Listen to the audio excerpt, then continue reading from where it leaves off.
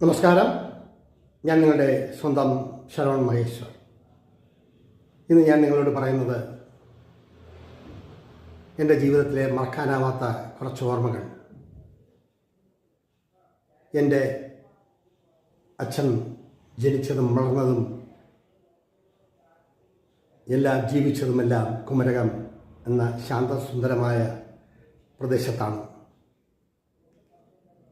അവിടുത്തെ ജീവിതത്തെ പറ്റിയും അവിടുത്തെ അനുഭവങ്ങളെക്കുറിച്ചും ഒക്കെ ഞാൻ എൻ്റെ ശങ്കജം എന്ന നോവലിൽ വിശദമായി 1-2 അധ്യായങ്ങളിൽ ഞാൻ പറഞ്ഞിട്ടുണ്ട്. അത് ഞാൻ എന്തായാലും ഇവിടെ വായിക്കുന്നില്ല. അച്ഛൻ്റെ മരണത്തിന് മുന്നേ തന്നെ ഞങ്ങൾ തിരുവനന്തപുരത്ത് സെറ്റിൽ ചെയ്തിരുന്നു. ആ ഓർമ്മകൾ അവിടെ ഏകദേശം 90ഓളം കുടുംബങ്ങൾ, ഞങ്ങളുടെ ബന്ധുമിത്രാദികൾ, ചേട്ടനും അനുജനും അമ്മാവനും അമ്മായിയും അപ്പച്ചിയും, അങ്ങനെ 10-90 വീടുകൾ.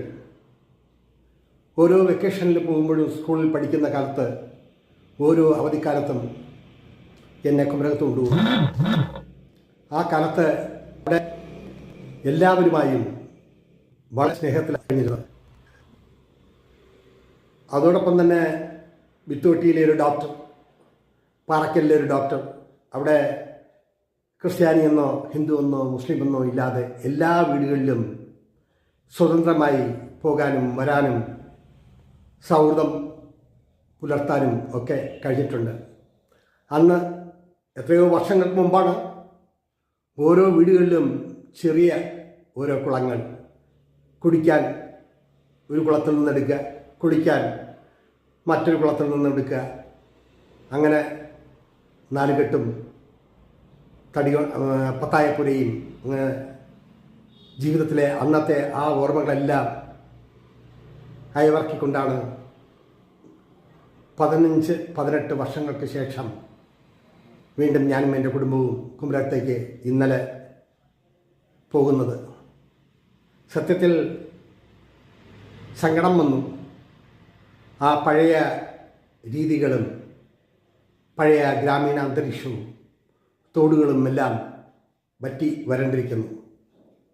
ചില വീടുകളിൽ കയറാനേ തോന്നിയില്ല. ആധുനികതയുടെ മേലാപ്പ് ചാർത്തിരിക്കുന്നു.